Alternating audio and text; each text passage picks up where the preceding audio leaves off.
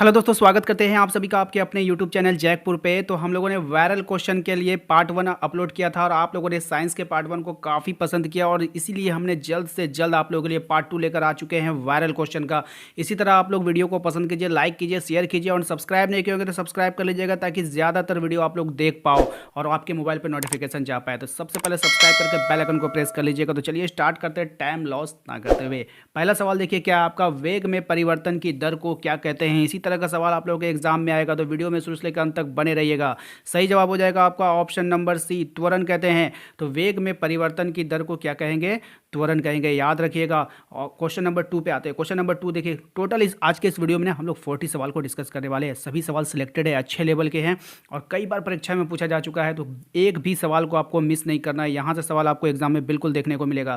तो चलिए देखते हैं क्या है इनमें से कौन सही नहीं है। यानी सभी फॉर्मूला जो है, यहाँ पे 4 फॉर्मूला दिया गया है, 3 फॉर्मूला सही होगा, 1 फॉर्मूला गलत होगा। तो आप लोगों ने इसके बारे में सुना होगा, इसके बारे में देखा भी होगा, इसके बारे में सुना भी होगा। ये अजीबोगरीब फॉर्मूला है, इसलिए ऑप्शन नंबर डी नहीं होगा। ठीक है, याद रखिएगा इसको। उसके बाद देखिए कह रहा है कि एक कार 2 घंटा में 100 किलोमीटर की दूरी तय करता है, इसकी औसत चाल क्या हो जाएगी? भैया औसत चाल का मतलब होता है एवरेज स्पीड।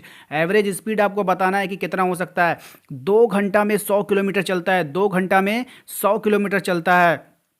अब ये देख रहा है 100 किलोमीटर प्रति आवर, इसका कहने का मतलब है कि 100 किलोमीटर 1 घंटा में चलता है, तो ये तो इसका नेगेटिव हो गया, ये तो होगा नहीं। आप कह रहे हैं 102 किलोमीटर 1 घंटा में चलता है, नहीं भैया, ये चलता है 2 घंटा में 100 किलोमीटर। तो 1 घंटा में कितना चलेगा आप बताओ? 50 किलोमीटर चलेगा ना 1 घंटा में। ये बोल रहा है 102 किलोमीटर चलेगा, ये भी नहीं होगा। 200 किलोमीटर 1 घंटा में चलेगा, ये भी नहीं होगा। तो 50 किलोमीटर प्रति आवर, यही इसका एवरेज स्पीड हो गया। ठीक है, ऑप्शन से छांटिएगा। कुछ समझ में नहीं आए तो ऑप्शन से छांटना शुरू कर दीजिए। किसी वस्तु की जड़त्व की माप क्या होती है? तो किसी वस्तु का जो जड़त्व की माप होती है ना, वो उसका द्रव्यमान होता है, मास होता है। ऑप्शन नंबर ए हो जाएगा। ठीक है, नेक्स्ट देखिए क्या क्वेश्चन नंबर 5 कह रहा है, 2 kg द्रव्यमान वाली वस्तु को 5 मीटर प्रति सेकंड की दर से त्वरित करने पर कितना बल कार्य करेगा? बल, फोर्स एफ एफ एफ बराबर फॉर्मूला होता है आपका एम ए। एम मतलब होता है वस्तु का द्रव्यमान 2 kg, ए मतलब होता है त्वरण, कितना त्वरण लगा रहा है? 5 मीटर, 5 दूना हो गया 10, 10 न्यूटन। आंसर हो जाएगा option number B. Option number B हमारा सही जवाब हो जाएगा। अगला सवाल देखिए, क्वेश्चन नंबर 6 में आपसे कह रहा है कि रॉकेट का प्रणोदन किस सिद्धांत पर आधारित है? तो रॉकेट का जो प्रणोदन आधारित है, ये हो जाएगा आपका ऑप्शन नंबर ए, संवेग संरक्षण के सिद्धांत पर।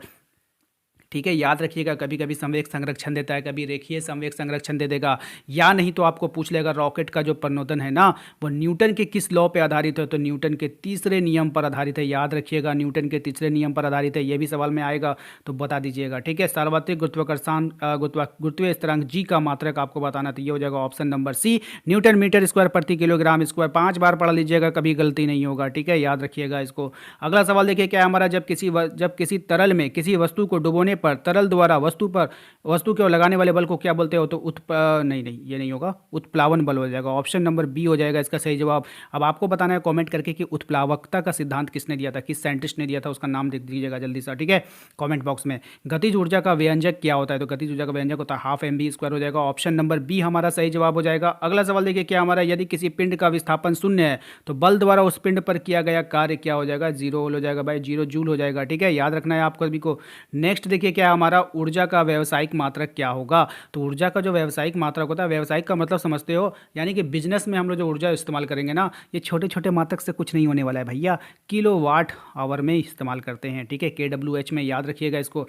अगला सवाल देखिए क्या है, ध्वनि तरंगे होती है, ध्वनि तरंगे कैसी होती है? अनुदैर्घ्य होती है, प्रकाश तरंगे अनुप्रस्थ होती है। याद रखिएगा, यहाँ पर हम आपको पढ़ा रहे हैं कि ध्वनि तरंगे कैसी होती है। अभी आप बोल दोगे, रट लोगे, जैसे भी कर लोगे, आप रट के चल जाओगे अनुदैर्घ्य तरंगे। आप एग्जाम में जाओगे, वहाँ पे पूछ लेगा प्रकाश तरंगे कैसी होती है, तो क्या आंसर छोड़ के आओगे? नहीं, आपने रटा था अनुदैर्घ्य कौन होता है भैया? ध्वनि होता है, तो प्रकाश क्या हो जाएगा? अनुप्रस्थ हो जाएगा। बात समझ रहे हो ना? हाँ, बिल्कुल याद रखना है इसको, बिल्कुल भी छोड़ना मत।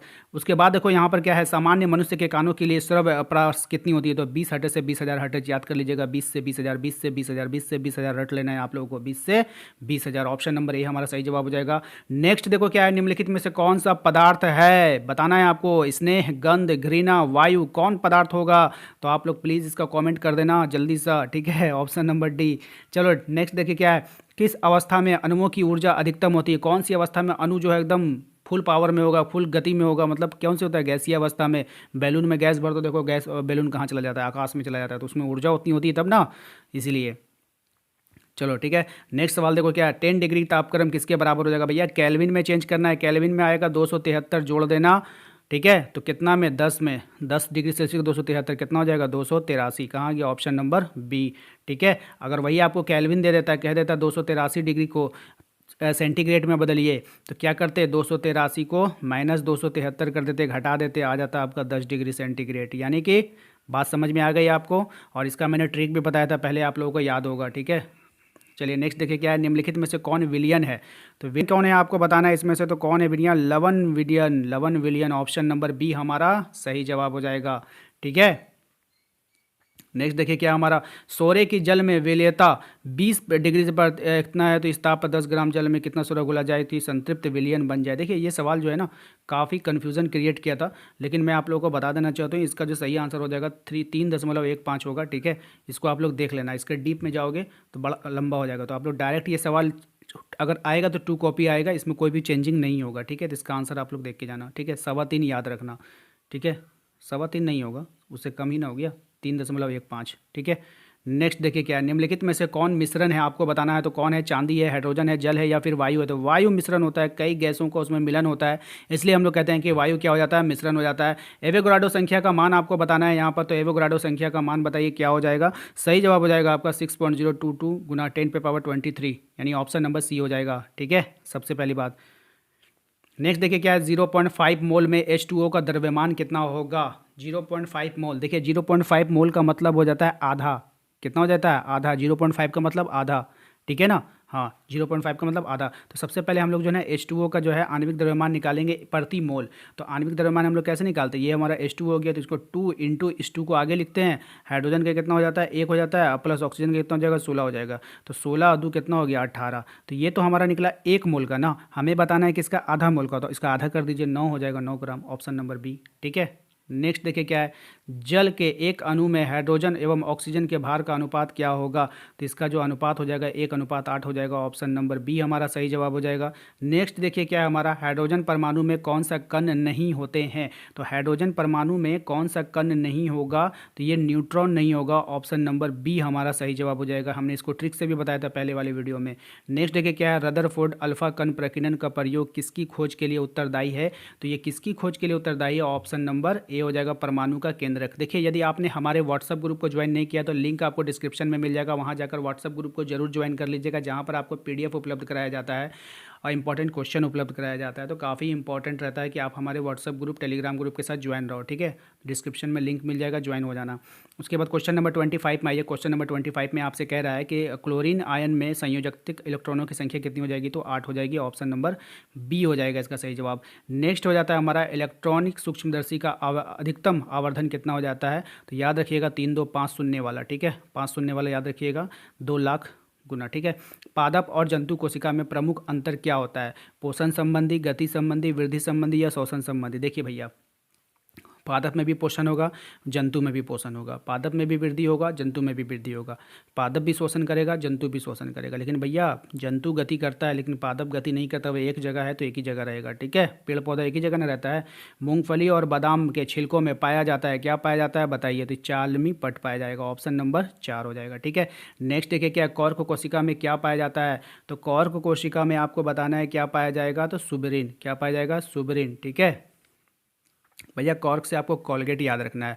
कॉलगेट आप कब करते हो, कॉलगेट कब करते हो, सुबह में करते हो, तो सुबह से सुबरिन याद रखना, ठीक है। नेक्स्ट देखिए क्या है, कॉन्ड्रियोब्लास्ट कोशिकाएं किसमें पाई जाती है, तो कॉन्ड्रियोब्लास्ट जो कोशिकाएं होती है ना वो पाया जाता है उपास्थि में। कहाँ पाया जाता है, उपास्थि में, यानी कि हड्डी में, ठीक है, याद रखिएगा। अब उपास्थि ने हटा के वहाँ पे हड्डी कर देगा तो क्या छोड़ के आओगे, नहीं, करके आओगे, ठीक है। ज्वाला कोशिकाएं कहाँ पाई जाती है, तो ज्वाला कोशिकाएं जो पाई जाती है वो कीटों में पाई जाती है। कहाँ पाई जाती है, कीटों में पाई जाती है, ठीक है, याद रखिएगा। ज्वाला से मतलब हो गया जलाना। आप इमेजिन करो ना, आप ना कीटों को जला रहे हो, कीट मतलब क्या हो गया, कीड़े मकोड़े, आप उसको जला रहे हो, ठीक है, याद रखना कीटों को, ठीक है। नेक्स्ट मेंढक है, उभयचर है, सरीसृप है, कृमि है, ऑर्थोपोडा। देखिए मेंढक ऑर्थोपोडा है नहीं, कृमि है नहीं, सांप है नहीं, तो क्या हो जाएगा भैया, उभयचर हो जाएगा, यानी जल में भी चलता है और पानी में भी रहता है। एनेलिडा में पाए जाने वाले उत्सर्जन तंत्र क्या हो जाएंगे, तो एनेलिडा में पाए जाने वाले जो उत्सर्जन तंत्र नेफ्रेडिया। देखिए दोनों का नाम में थोड़ा सा मिलता जुलता, डे डे डे नेफ्रिडा, एनिडा, नेफ्रिडा, ठीक है, इस तरह से याद कर लीजिएगा, ठीक है, मिलता जुलता नाम है। नेक्स्ट है एक विश्वव्यापी बीमारी, यानी पूरे विश्व में है, कौन सा बीमारी भैया? एड्स है, ठीक है, याद रखिएगा। नेक्स्ट हो जाएगा एक संक्रामक रोग है, कौन सा रोग है जो संक्रामक यानी एक दूसरे में फैल जाता है? तो हैजा, ठीक है, बाकी ये सब नहीं होगा, ठीक है। नेक्स्ट, कौन प्राकृतिक संपदा नहीं है? ठीक है, कौन जो है वो प्राकृतिक संपदा नहीं है, आपको बताना है। खेत, जल, वायु। देखिए कोयला प्राकृतिक है, वायु भी है आपका, जल भी है, खेत नहीं होगा, ठीक है, ऑप्शन नंबर ये हो जाएगा। नेक्स्ट देखिए ओजोन क्या है? ओजोन हमारा एक गैस है, क्या होता है? गैस है। इसका फॉर्मूला क्या होता है? O3, याद रखिएगा, O3 हो जाता है। ऑक्सीजन का क्या हो जाता है बाबू? O2 हो जाता है। ऑक्सीजन का क्या होता है? O2 हो जाता है। जल का क्या हो जाता है बाबू? H2O हो जाता है, याद रखिएगा, ये सब इंपॉर्टेंट है। नेक्स्ट देखिए क्या फार्मूला वाला मैंने एक वीडियो बना दिया है, ठीक है, प्ले लिस्ट पर जाइए, वहाँ पर आप लोगों को मिल जाएगा केमिस्ट्री का फॉर्मूला जितना था। नेक्स्ट देखिए एक प्राकृतिक संपदा है, जल, वायु, मिट्टी, ये सभी प्राकृतिक संपदा है, ठीक है, याद रखिएगा। नेक्स्ट है ईडीबी क्या है? तो ईडीबी क्या है? एक धूमक है, क्या है? धूमक है, याद रखना है, ईडीबी क्या है? धूमक है। नेक्स्ट है अगला सवाल देखिए क्या है? एक सूक्ष्म पोषक तत्व है, जस्ता, नाइट्रोजन, फास्फोरस या पोटासियम। देखिए सबसे पहले आप लोगों को समझना होगा कि सूक्ष्म पोषक तत्व बोलते किसको हैं। ये मत समझिएगा ये साइज में छोटा होता है, ऐसा नहीं होता है। सूक्ष्म पोषक तत्व का मतलब होता है कि उसकी हमें कम आवश्यकता होती है। उसकी क्या आवश्यकता होती? कम आवश्यकता होती है। जानते हैं कौन हो जाएगा? यहाँ पे हो जाएगा जिंक। जिंक होता है, और बोरोन होता है। कौन होता है? बोरोन होता है, और क्लोरीन भी होता है, याद रखिए, ये सब सूक्ष्म पोषक तत्व है। 3 नाम याद कर लीजिएगा, जिंक, बोरोन और क्लोरीन। जिंक, बोरोन और क्लोरीन। हो सकता है आपको वहाँ पे जिंक ना दे दे, बोरोन दे दे, हो सकता है वहाँ पे जो है आपको क्लोरीन दे दे। बात समझ रहे हैं ना? तो 3 ठो आप याद नाम करके चलिएगा, ये सूक्ष्म पोषक तत्व है। इसका मतलब ये नहीं है बाबू, कतई इसका मतलब ये नहीं होता कि ये छोटे आकार में होते हैं। इसका मतलब ये होता है कि इसकी आवश्यकता कम पड़ती है, ठीक है, पोषण में, ठीक है। उम्मीद करते हैं कि आप लोगों को आज का ये वीडियो पसंद आया होगा। वीडियो पसंद आया तो प्लीज़ वीडियो को लाइक करना, लेकिन एक सवाल का जवाब हमें कमेंट बॉक्स में ज़रूर देना, ठीक है। कौन सा सवाल है? सुन लो। सवाल है हमारा मलेरिया। मलेरिया जो रोग होता है ना, मलेरिया रोग वाहक का नाम आपको टाइप करना है। मलेरिया रोग वाहक कौन होता है उसका टाइप कीजिए उसके नाम को, ठीक है। मिलते हैं हम लोग अगले वीडियो में। Thank you.